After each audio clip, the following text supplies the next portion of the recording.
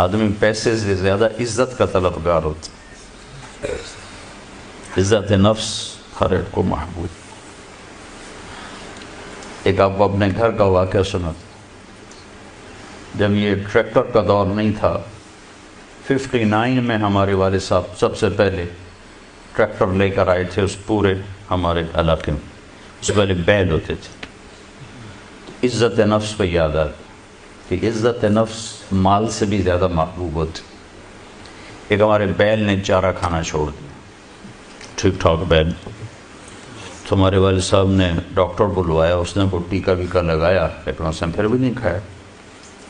تو ایک ہماری برادری کا دیسی حکیم تھا، اس کے پاس اس زمانے میں راستے ہوتے نہیں تھے، تو والد صاحب نے گھوڑے پر نوکر کو بھیجا جو اس کو اٹھا کے لایا۔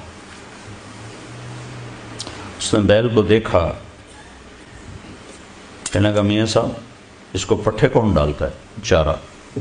کہا جی یہ ہے ہمارا کسائی، دتو کسائی، اللہ دیتا نام تھا، دتو کیا کہتے ہیں، دتو کسائی۔ اس کو بیل کے آگے بٹھایا اور جوتا اتارا اور 5 سال جوتے اس کے سر میں مارے۔ پھر کہنے لگا اب چارہ ڈالو۔ جب چارہ ڈالا تو وہ بیل کھانے لگا۔ یہ میرے گھر کا واقعہ ہے، کوئی سنایا نہیں؟ تو میرے والد صاحب حیران ہو کر کہنے لگے ایک ہی وقت۔ کہا جی میں نے اس کو چیک کر لیا تھا، اس کو کچھ نہیں تھا، یہ آپ کے نوکر نے اس کو کہیں کوئی ڈنڈا سوٹا مارا ہے، تو وہ غصہ کر گیا تھا کہ میں اس سے کیسے بدلہ لوں، تو اس نے غصے میں کھانا چھوڑ دیا کہ میری عزت کو اس نے خراب کیا۔ اب اس کی آنکھوں کے سامنے 2-4 جوتے میں نے مارے تو وہ خوش ہو گیا، بے وقت کھائے۔ عزت کی طلب کوئی ناجائز نہیں ہے، یہ انسانی ضرورت، مال کی طلب ناجائز نہیں ہے، انسانی ضرورت۔ ہاں اس کے حدود ہیں، اس کے اندر تو ضرورت ہے، اس کے باہر پھر کوئی کہیں تکبر بن جاتا ہے، کہیں ظلم بن جاتا ہے، کہیں زیادتی ہے، حدود کے اندر تو۔ ایک حدیث سنا دیتا ہوں، کسی مسلمان کو عزت دینا کتنا ضروری ہے۔ میرے نبی نے فرمایا 1 روپیہ سود کھانا 36 دفعہ زنا کرنے کے برابر۔ 1 روپیہ یعنی 1 پاؤنڈ سود کھانا 36 دفعہ زنا کرنے کے برابر تھا۔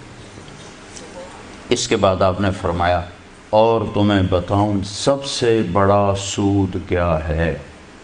جب 1 پاؤنڈ کا سود 36 دفعہ زنا کے برابر ہے تو آپ نے فرمایا اب تمہیں بتاؤں سب سے بڑا سود کیا ہے؟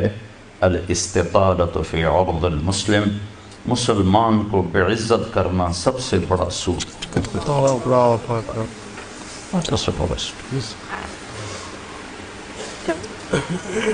تو نوکر آپ کو پروٹوکول دیں گے، خوشی ہوگی، جنت سے بڑھ کے خوشی ہوگی۔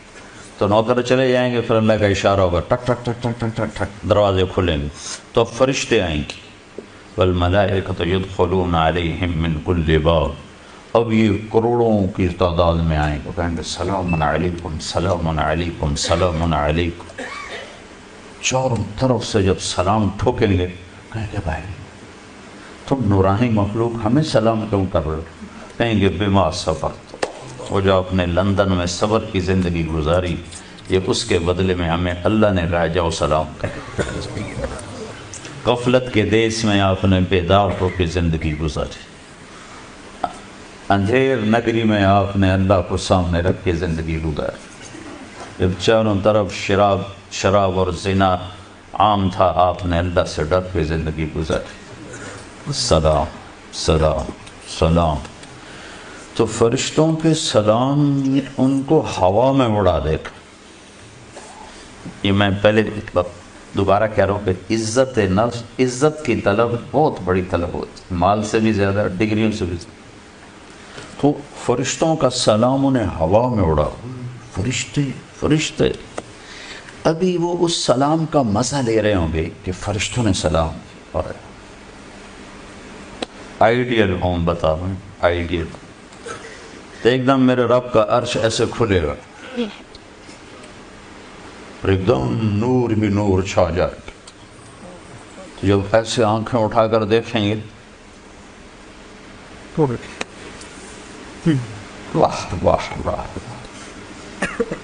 اللہ سامنے ہوگا اور اللہ کہے گا سلام قول من رب الرحیم، اب تمہارا رب بھی تمہیں سلام پیش کرتا ہے۔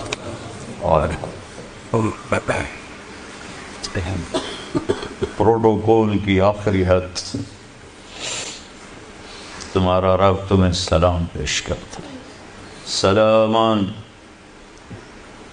قولا من رب الرحیم،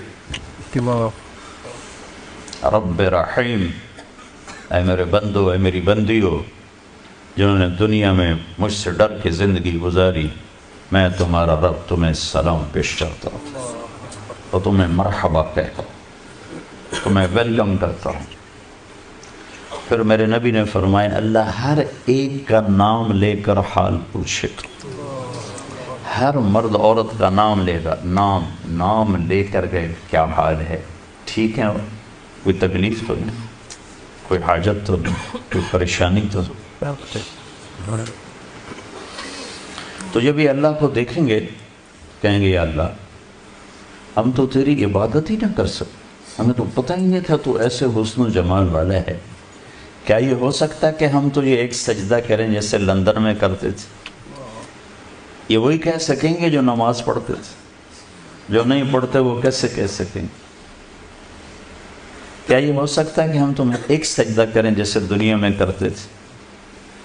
تو اللہ تعالیٰ فرمائیں گے میرے بندو اب پوزیشن بدل چکی ہو، حیثیت بدل چکی، حیثیت، پوزیشن۔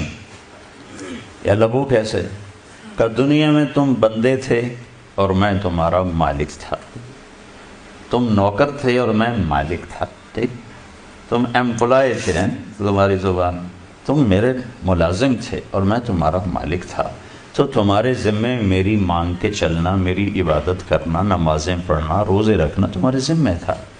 اب جنت میں آ کے حیثیت بدل گئی ہے، اب تم مہمان ہو اور میں تمہارا میزبان ہوں۔ کیا ہوسٹ کہتے ہیں میزبان کو؟ تو اب تم میرے لیے مہمان ہو، میں تمہارا ہوسٹ ہوں، اور مہمان کو تکلیف نہیں دی جاتی، مہمان کو بٹھا کے کھلایا جاتا ہے، جاؤ کلو واشربو، کھاؤ پیو، ہنیئا، ہنیئا کا کیا مطلب ہے؟ کھاؤ، ہر لقمے کی لذت پہلے سے زیادہ پاؤ، کھاؤ، کھانے کے بعد پخانا کوئی نہیں، پیو، ہر گھونٹ کی لذت پہلے سے زیادہ پاؤ، پیو، پینے کے بعد پیشاب کوئی نہیں، بیماری کوئی نہیں۔ پینے پلانے کی بھی 3 محفلیں قرآن نے بتائیں کہ یہاں شراب نہ پیو، آپ کے یہاں عام ہے، اس لیے ہر دفعہ میں بتاتا ہوں کہ اللہ کرے آگے والی سوچ دل دماغ پہ چھائی رہے کہ یہاں میرا رب ہر اس چیز سے روکتا ہے جو انسانی وقار کو ختم کرنے والی اور انسانیت پہ داغ۔ تو یہاں کہتا شراب نہ پیو، آگے کیا ہوگا کہ وہاں تمہیں 3 مجلسیں دیکھنے کو ملیں گی، 3۔ ایک کون سی ہے؟ ان الابرار یشربون من کاس کان مزاجها کافورا، وہاں دیکھو گے نیک بندے بندیاں خود اپنے ہاتھوں سے ڈال کے پی رہے ہوں گے۔ یہ جنت کا سب سے چھوٹا درجہ ہے، کیسے ڈالیں گے پیئیں گے، ڈالیں گے پیئیں گے۔ ایک درجہ اس سے اوپر ہے VIP، وہاں کیا ہے؟ وَيُسْقَوْنَ فِيهَا كَأْسًا كَانَ مِزَاجُهَا زَنْجَبِيلًا، وہاں ان کو خدام پلا رہے ہوں، سرونٹس، نوکر، فرشتے نوکر ڈال کے پیش کریں اور سامنے حاضر کریں، یہ لیج، یہ لیج، یہ لیج، یہ لیج۔ ایک VVIPs ہوگا، سب سے اوپر کا درجہ، وہاں کیا ہوگا؟ وہاں ہوگا وَسَقَاهُمْ رَبُّهُمْ شَرَابًا طَهُورًا، وہاں اللہ خود پلا رہا، اللہ خود پلا